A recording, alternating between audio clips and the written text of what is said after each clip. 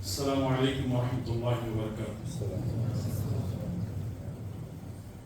الحمد للہ رب العالمین والصلاة والسلام علی اشرف الانبیاء والمرسلین نبینا محمد وعلی آلہ وصحبہ اجمعین، اما بعد۔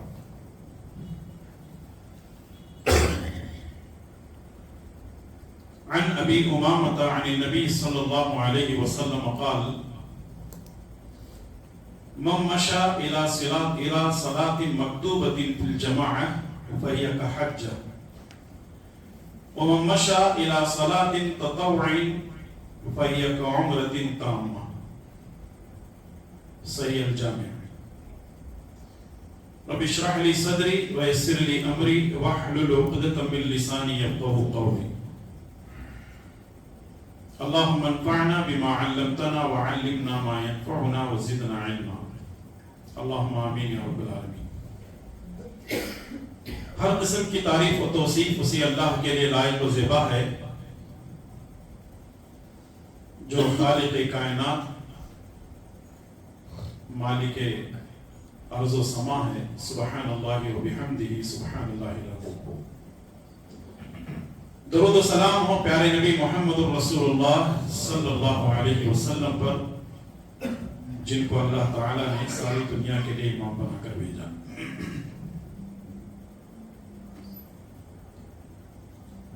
قابل قدر اسلامی بھائیوں اور بہنوں،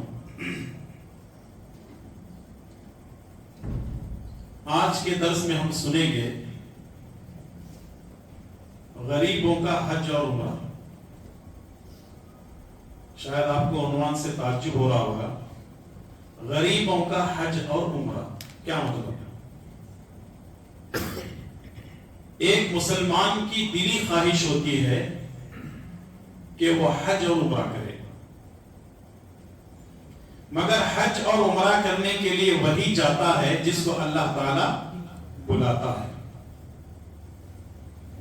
اگر کسی کے پاس اللہ تبارک و تعالی نے دولت دی ہے تو وہ حج اور عمرہ کرنے میں جلدی کرے، بہانے نہ بنائے۔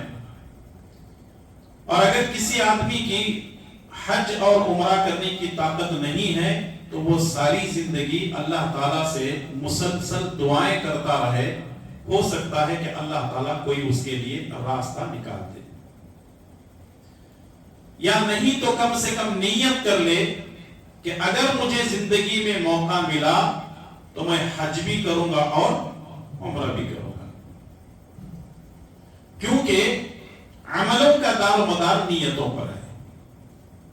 جیسی نیت ہوگی اللہ تبارک و تعالی ہماری نیتوں کے مطابق فیصلے کرے گا۔ صحیح مسلم کی ایک روایت ہے، سہل بن حنیف رضی اللہ تعالیٰ عنہ فرماتے ہیں، رسول اللہ صلی اللہ علیہ وسلم نے فرمایا: من سأل اللہ الشہادة بالصدق بلغه اللہ منازل الشہداء وإن مات علی فراشہ۔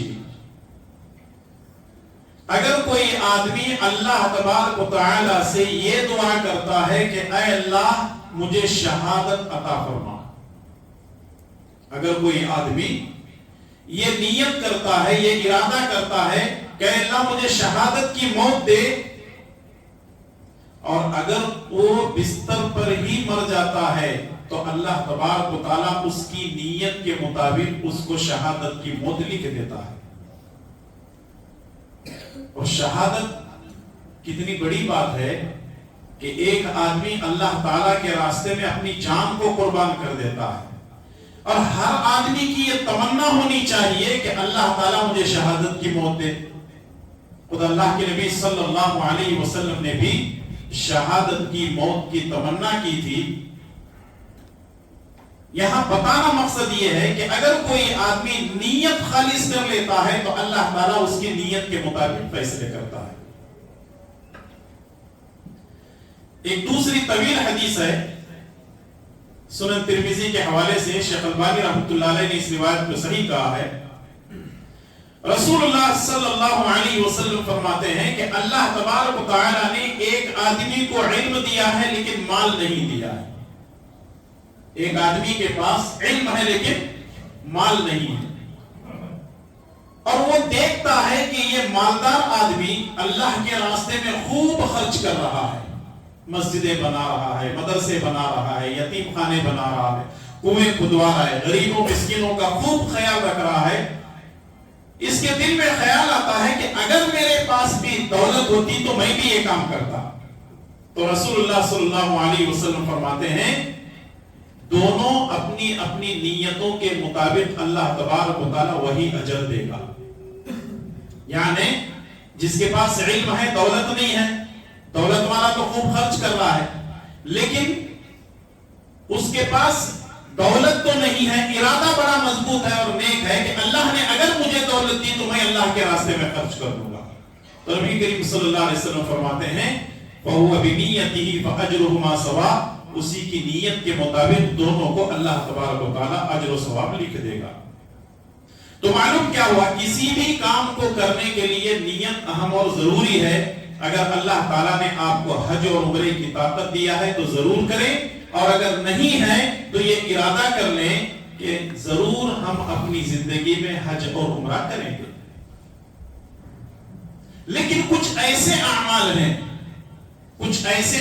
ہیں جن کے بارے میں پیارے نبی صلی اللہ علیہ وسلم نے فرمایا اگر بندہ یہ کام کرتا ہے تو حج اور عمرے یا دونوں میں سے کسی ایک کا اجر و ثواب اس کو ضرور دیتا ہے۔ تو آئیے کچھ احادیث میں آپ کی خدمت میں پیش کر دیتا ہوں۔ سب سے پہلی حدیث، اگر کوئی آدمی فرض نماز پڑھنے کے لیے یا نفل نماز پڑھنے کے لیے اپنے گھر سے مسجد کے لیے چل کر جاتا ہے تو اس کا اجر و ثواب کیا ہے؟ صحیح الجامع کی روایت ابو امامہ رضی اللہ تعالی عنہ فرماتے ہیں رسول اللہ صلی اللہ علیہ وسلم نے فرمایا من مشى الى صلاة مکتوبۃ فی الجماعہ، اگر کوئی آدمی مسجد میں جماعت کے ساتھ نماز پڑھنے کے ارادے سے چل کر جاتا ہے، چلتا ہے یا جاتا ہے، اگر کوئی شخص مسجد میں نماز پڑھنے کے ارادے سے جاتا ہے فَهِيَ كَحَجَّةٍ، اللہ تبارک و تعالیٰ اس کو حج کا ثواب لکھ دیتا ہے۔ اللہ اکبر۔ صرف کس کے لیے وہ جا رہا ہے؟ فرض نماز ادا کرنے کے لیے مسجد جا رہا ہے، اور ثواب کیا ہے؟ حج کے برابر ہے۔ وَمَن مَشَى إِلَى صَلَاةٍ تَطَوُّعٍ فَهِيَ كَعُمْرَةٍ تَامَّةٍ، اور اگر کوئی آدمی نفل نماز پڑھنے کے لیے مسجد جا رہا ہے تو اللہ تبارک و تعالی اس کے لیے بھی مکمل عمرے کا ثواب لکھ دیتا ہے۔ تو اس کا مطلب یہ ہے کہ مسجد میں فرض نمازوں کی پابندی کرنی ہے اور مسجد میں ہی سنت اور نفل نمازوں کی پابندی کرنی ہے، اور اگر کوئی آدمی مسجد کے لیے چل کر جاتا ہے اور جا کر فرض نماز پڑھتا ہے اور ساتھ میں سنت اور نوافل کی بھی پابندی کرتا ہے تو رسول اللہ صلی اللہ علیہ وسلم فرماتے ہیں کہ اس کو ایک حج کا اور ایک عمرے کا ثواب ملے گا۔ کوئی ہاتھ اٹھا کر بتا سکتے ہیں کہ مجھے حج اور عمرے کا ثواب نہیں چاہیے؟ کسی کو نہیں چاہیے، یعنی اس کا مطلب سب کو چاہیے۔ تو اب اس کے لیے نمازوں کی پابندی کرنی پڑے گی۔ ہمارا مسئلہ یہ ہے کہ رمضان کے مہینے میں ہم خوب عبادت کرتے ہیں، رمضان کے مہینے میں خوب عبادت کرتے ہیں، رمضان کے بعد پوری طرح غائب ہو جاتے ہیں۔ ماشاءاللہ اس مسجد کو ابھی 2 ہی ہفتے ہوئے ہیں اس مسجد کو بنے ہوئے، اب رمضان میں ماشاءاللہ باغ و بہار ہے، الحمدللہ نمازیں آ رہے ہیں، جا رہے ہیں، لوگ مسجد میں بیٹھ رہے ہیں، قرآن کی تلاوت ہو رہی ہے، ذکر و اذکار درود سب کچھ ہو رہا ہے۔ اب نماز کے جیسے ہی رمضان ختم ہوگا اس کو آباد کرنے کی ذمہ داری بھی ہماری ہی ہے، کریں گے انشاءاللہ تعالی۔ رمضان کے بعد بھی مکمل نمازوں کی پابندی ہوگی انشاءاللہ تعالی۔ اور دوسری حدیث ہے، یہ بھی صحیح الجامع کے اندر موجود ہے، حضرت انس بن مالک رضی اللہ تعالیٰ عنہ فرماتے ہیں رسول اللہ صلی اللہ علیہ وسلم نے فرمایا من صلی الفجر فی جماعہ، اگر کوئی شخص فجر کی نماز جماعت کے ساتھ ادا کرتا ہے، ثم قعد یذکر اللہ حتی تطلع الشمس، پھر اس کے بعد بیٹھ کر سورج نکلنے تک اللہ تعالی کا ذکر کرتا ہے. پہلے اس نے فجر کی نماز پڑھی, پھر اس کے بعد سورج نکلنے تک وہ اللہ کا ذکر کر رہا ہے. ثم صلی رکعتین, اور پھر اس کے بعد 2 رکعت نماز پڑھتا ہے. اس کو بولتے ہیں نماز دوحا, اس کو چاشت کہتے ہیں. کانت لہو کا اجر حجۃ عمرہ تامۃ تامۃ تامہ, تو ایسے آدمی کے لیے حج اور عمرے کا ثواب لکھ دیا جاتا ہے, پورا کا پورا, پورا کا پورا, پورا کا پورا. یعنی نبی صلی اللہ علیہ وسلم نے 3 مرتبہ تاکید کے لیے فرمایا, یعنی مکمل حج اور عمرے کا ثواب اللہ تبارک و تعالی لکھ دیتا ہے کہ ایک آدمی فجر کی نماز باجماعت ادا کرتا ہے, پھر اس کے بعد سورج نکلنے تک مسجد میں ہی ذکر کرتے بیٹھتا ہے, اور تیسرا یہ ہے کہ اٹھ کر کے وہ 2 رکعتیں نماز پڑھتا ہے چاشت کی, تو اللہ تبارک و تعالیٰ اس کے لیے حج اور عمرے کا ثواب لکھ دیتا ہے. تو اس حدیث پر بھی عمل کرنے کی ہم سب کو ضرورت ہے. اللہ تعالیٰ ہمیں اس حدیث پر عمل کرنے والا بنائے, آمین. تیسری حدیث ہے, بلکہ دوسری حدیث کی تائید میں ایک حدیث ہے, سنن ابو داؤد کی روایت. اس کو محدث العصر شیخ البانی رحمۃ اللہ علیہ نے حسن کہا ہے. ابو امامہ رضی اللہ تعالیٰ عنہ فرماتے ہیں رسول اللہ صلی اللہ علیہ وسلم نے فرمایا, من خرج الى تسبیح الضحى لا ينصبه الا اياه فاجره كاجر المعتمر. رسول اللہ صلی اللہ علیہ وسلم نے فرمایا, جو شخص چاشت کی نماز کے لیے روانہ ہوتا ہے اسے عمرہ کرنے کے برابر ثواب ملتا ہے. یعنی اگر کوئی آدمی چاشت کی نماز کے لیے مسجد میں آتا ہے, نماز پڑھتا ہے, تو اس کے لیے عمرہ ہے. تو معلوم کیا ہوا کہ اگر مکمل آپ فجر کی نماز کے بعد سے لے کر سورج نکلنے تک بیٹھیں گے, حج اور عمرے دونوں کا ثواب ملے گا. اور اگر کوئی آدمی آ کر صرف چاشت کی نماز مسجد میں پڑھ لیتا ہے تو اس کو عمرے کا اجر و ثواب ملے گا. تیسری حدیث, اور یہ حدیث صحیح بخاری کے اندر موجود ہے, صحیح مسلم میں بھی ہے, مسند احمد میں بھی ہے, صحیح الترغیب و ترہیب کے اندر بھی ہے, مختلف احادیث کی کتابوں کے اندر یہ حدیث موجود ہے. ابو ہریرہ رضی اللہ تعالیٰ عنہ اس حدیث کے راوی ہیں. وہ کہتے ہیں کہ ایک مرتبہ رسول اللہ صلی اللہ علیہ وسلم کے پاس کچھ فقیر آئے. فقیر یعنی غریب لوگ آئے, غریب صحابہ کرام آئے جو غریب تھے. وہ رسول اللہ صلی اللہ علیہ وسلم کے پاس آ کر کہنے لگے, اللہ کے نبی صلی اللہ علیہ وسلم, مالدار لوگوں کے تو درجات بلند ہیں, مالدار لوگوں کے درجات بلند ہیں, کیونکہ وہ اپنے مالوں میں سے زکات دیتے ہیں, رمضان کے روزے رکھتے ہیں, اور نمازوں کی پابندی کرتے ہیں, اور وہ لوگ حج بھی کرتے ہیں, عمرہ بھی کرتے ہیں, اللہ کے راستے میں جہاد بھی کرتے ہیں, اور اپنے مالوں کو اللہ کے راستے میں صدقہ و خیرات بھی کرتے ہیں. یہ مالداروں کی خوبیاں ہیں کہ وہ لوگ کیا کرتے ہیں, نمازوں کی پابندی کرتے ہیں, روزہ رکھتے ہیں, اپنے مالوں کو اللہ کے راستے میں خرچ کرتے ہیں, حج اور عمرے کرتے ہیں, اور اللہ کے راستے میں جہاد کرتے ہیں. اللہ کے نبی صلی اللہ علیہ وسلم ان سے کہتے ہیں, اگر تم جو میں کہوں گا اس پر عمل کرو گے تو تم ان مالداروں کے برابر پہنچ جاؤ گے اجر و ثواب کے حساب سے. جتنا وہ کام کر رہے ہیں اتنا کام تم بھی کر سکتے ہو. صحابہ کرام نے کہا, اللہ کے نبی جلدی بتائیے. تو رسول اللہ صلی اللہ علیہ وسلم نے فرمایا, 33 مرتبہ سبحان اللہ, 33 مرتبہ الحمدللہ, اور 33 مرتبہ یا 34 مرتبہ اللہ اکبر پڑھو. اللہ تبارک و تعالیٰ ان کے حساب سے اجر و ثواب تم کو عطا کرے گا. یعنی اگر کوئی آدمی فرصت میں اللہ کی خاطر بیٹھ کر 33 مرتبہ سبحان اللہ, 33 مرتبہ الحمدللہ, اور 34 مرتبہ اللہ اکبر پڑھتا ہے, اور یہ کب ہے, ہر فرض نماز کے بعد پڑھنا ہے, ہر فرض نماز کے بعد پڑھتا ہے بندہ, تو رسول اللہ صلی اللہ علیہ وسلم نے فرمایا وہ مالدار جتنے کام کرتے ہیں اتنا اجر و ثواب تم کو ملے گا. صحیح ترغیب کی روایت ہے, چند دنوں یہ غریب جو صحابہ کرام تھے اس حدیث پر عمل کرنا شروع کر دیے. مالدار صحابوں کو بھی معلوم ہوا کہ رسول اللہ صلی اللہ علیہ وسلم نے غریب صحابہ کرام کو اجر و ثواب حاصل کرنے کے لیے یہ جو ہے اجر بتایا ہے, یہ عمل بتایا ہے.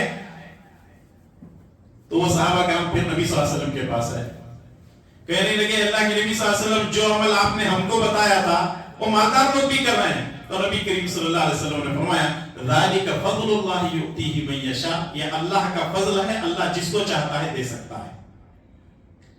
تو مالدار جو بھی کام کرتا ہے نیکی کے مسئلے میں, اگر غریب بھی اپنے طرف سے کچھ کرنا چاہتا ہے تو وہ یہ کام کرے جیسا کہ اللہ کے نبی صلی اللہ علیہ وسلم نے صحابہ کرام کو یہ کام کرنے کا حکم دیا. چوتھی حدیث مسند ابو یعلا کی روایت ہے. امام طبرانی رحمۃ اللہ علیہ نے اس روایت کو صحیح کہا ہے. انس بن مالک رضی اللہ تعالیٰ عنہ کہتے ہیں کہ ایک آدمی رسول اللہ صلی اللہ علیہ وسلم کے پاس آیا اور کہنے لگا اے اللہ کے نبی صلی اللہ علیہ وسلم, میں جہاد میں جانا چاہتا ہوں لیکن میری طاقت نہیں. رسول اللہ صلی اللہ علیہ وسلم نے فرمایا تیرے والدین میں سے کوئی زندہ ہے کیا؟ تو اس آدمی نے کہا اللہ کے نبی صلی اللہ علیہ وسلم میری ماں زندہ ہے. تو نبی کریم صلی اللہ علیہ وسلم نے فرمایا تو جا اپنی ماں کی خدمت کر, اللہ تبارک و تعالیٰ تیری ماں کی خدمت کرنے کی وجہ سے تجھے حج کا بھی اجر دے گا, عمرے کا بھی اجر دے گا اور تجھے جہاد کا بھی اجر دے گا. اللہ اکبر. کتنے بدنصیب ہیں وہ لوگ جو اپنے ماں باپ کو زندگی میں پاتے ہیں لیکن اپنے ماں باپ کی خدمت نہیں کرتے, ان کے ساتھ اچھا برتاؤ اور حسن سلوک نہیں کرتے. ماں باپ زندہ رہتے ہوئے ہی ان کی خدمت کرنا ہے. مرنے کے بعد قبر کو پختہ بنا دینے سے, مرنے کے بعد دعوتیں کھانے سے, مرنے کے بعد 40واں 30واں سال میں ایک مرتبہ دعوت کر لینے سے کچھ ہونے والا نہیں ہے. رسول اللہ صلی اللہ علیہ وسلم نے اس صحابی سے کہا کہ اگر تم حج میں آنے کی طاقت نہیں رکھتے ہو تو کوئی بات نہیں ہے, تمہارے والدین میں سے اگر تمہاری ماں زندہ ہے تو جاؤ تم اپنی ماں کی خدمت کرو. تو ماں کی خدمت کرنا یا باپ کی خدمت کرنا حج اور عمرے کا ثواب حاصل کرنے کے برابر ہے. پانچویں حدیث سنن ابو داؤد کے حوالے سے, سند کے اعتبار سے یہ حسن ہے. ابو امامہ رضی اللہ تعالیٰ عنہ فرماتے ہیں رسول اللہ صلی اللہ علیہ وسلم نے فرمایا من خرج من بیتہ متطہرا, اگر کوئی آدمی اپنے گھر سے وضو کر کے نکلتا ہے, اگر کوئی اپنے گھر سے وضو کر کے نکلتا ہے. دیکھیں مسجد میں پانی کا انتظام, واش روم کا انتظام سب کچھ ہوتا ہے, لیکن اجر و ثواب اس وقت زیادہ ہوگا جب آپ اپنے گھر سے وضو کر کے نکلیں گے. یہاں تک ایک روایت آتی ہے کہ اگر کوئی آدمی اپنے گھر سے وضو کر کے نکلتا ہے تو ہر قدم پر ایک نیکی لکھی جاتی ہے اور ایک برائی مٹا دی جاتی ہے اور ایک درجے کو اللہ تعالیٰ بلند کرتا ہے. میں یہ نہیں کہہ رہا کہ مسجد میں آ کر کے وضو نہیں کرو, چلو آپ گھر سے آ رہے ہیں تو ٹھیک ہے وضو کر کے آ جائیں. کچھ لوگ گھر سے نکلتے ہیں لیکن پھر بھی وضو نہیں کرتے ہیں. ہاں اگر کسی آپ تجارت کی جگہ پر ہیں, گھر میں نہیں ہے, کہیں جو ہے بازار میں مارکیٹ وغیرہ میں ہے, اذان ہوگی اور مسجد میں جو ہے اگر وضو نہیں ہے, مسجد میں آپ آتے ہیں اور وضو کر لیتے ہیں تو کوئی حرج نہیں. لیکن جو لوگ پابندی کرتے ہیں, اپنے گھر سے وضو کر کے نکلتے ہیں, تو رسول اللہ صلی اللہ علیہ وسلم نے فرمایا فَأَجْرُهُ كَأَجْرِ الْحَاجِّ الْمُحْرِمِ, اللہ تبارک و تعالی احرام باندھنے والے حاجی کے برابر اس کو اجر و ثواب دیتا ہے. یعنی ایک آدمی حج کر کے جو احرام باندھ کر کے حج کرتا ہے, جتنا اجر و ثواب اس کو ملتا ہے تو اتنا اجر و ثواب اس کو ملے گا جس شخص نے اپنے گھر سے باوضو ہو کر کے نکلا اور آ کر کے مسجد کے اندر نماز پڑھا. تو ابو امامہ باہلی رضی اللہ تعالیٰ عنہ فرماتے ہیں رسول اللہ صلی اللہ علیہ وسلم نے فرمایا اگر کوئی شخص اپنے گھر سے وضو کر کے نکلتا ہے اور فرض نماز کی ادائیگی کرتا ہے تو اللہ تبارک و تعالیٰ اس کو حج کے برابر اجر و ثواب عطا کرتا ہے. چھٹی حدیث ہے اور یہ بھی صحیح ترغیب و ترہیب کی روایت. ابو امامہ الباہلی رضی اللہ تعالیٰ عنہ فرماتے ہیں رسول اللہ صلی اللہ علیہ وسلم نے فرمایا من غدا الى المسجد لا يريد الا ان يتعلم خيرا او يعلمه، اگر کوئی آدمی اپنے گھر سے نکلتا ہے، اگر کوئی آدمی صبح سویرے اپنے گھر سے نکلتا ہے مسجد کی طرف، اس کا مقصد یہ ہے یا تو خیر سیکھنا ہے یا خیر کو سکھانا ہے. اس کا مقصد کیا ہے؟ خیر کو، یعنی علم کو سیکھنا ہے یا دوسروں کو سکھانا ہے. کان لہو کاجر حج تاما حجتہ، تو اللہ تبارک و تعالی اس کو حج اور عمرے کے برابر اجر و ثواب دیتا ہے. مسجدوں میں بیٹھنا، دین کو سیکھنا، دین کو سکھانا، یہ بہت بڑی بات ہوتی ہے. جس کی طاقت دین کو سکھانے کی ہے وہ دین سکھائے، اور جس کی طاقت یہ ہے، استطاعت یہ ہے کہ وہ دین معلوم نہیں ہے، سیکھنا چاہتا ہے، تو مجلسوں میں بیٹھے. آپ بڑے خوش نصیب ہیں کہ نماز سلام پھیرنے کے بعد آپ یہاں مسجد میں بیٹھ کر کے دین سیکھ رہے ہیں. وہ کتنے بدنصیب لوگ ہیں جو جیسے ہی درس شروع ہوتا ہے تو مسجد چھوڑ کر باہر چلے جاتے ہیں. اور وہ حدیث بھی آپ کو معلوم ہے، نبی کریم صلی اللہ علیہ وسلم فرماتے ہیں کہ جب کوئی دینی مجلس ہوتی ہے تو اللہ تعالیٰ کے فرشتے اپنے پاؤں کو بچھا کر کے بیٹھ جاتے ہیں، اور اس طرح اللہ تعالیٰ کی رحمت اور سکینت نازل ہوتی ہے. اور جب یہ فرشتے اللہ تعالیٰ کے پاس پہنچتے ہیں تو اللہ تبارک و تعالیٰ فرشتوں سے کہتا ہے کہ جاؤ میں نے سب کی مغفرت کر دی. تو یہ مغفرت کا بھی ذریعہ ہے، حج اور عمرے کے ثواب کو حاصل کرنے کا بھی ایک ذریعہ ہے. 7ویں حدیث ہے ابن ماجہ کے حوالے سے.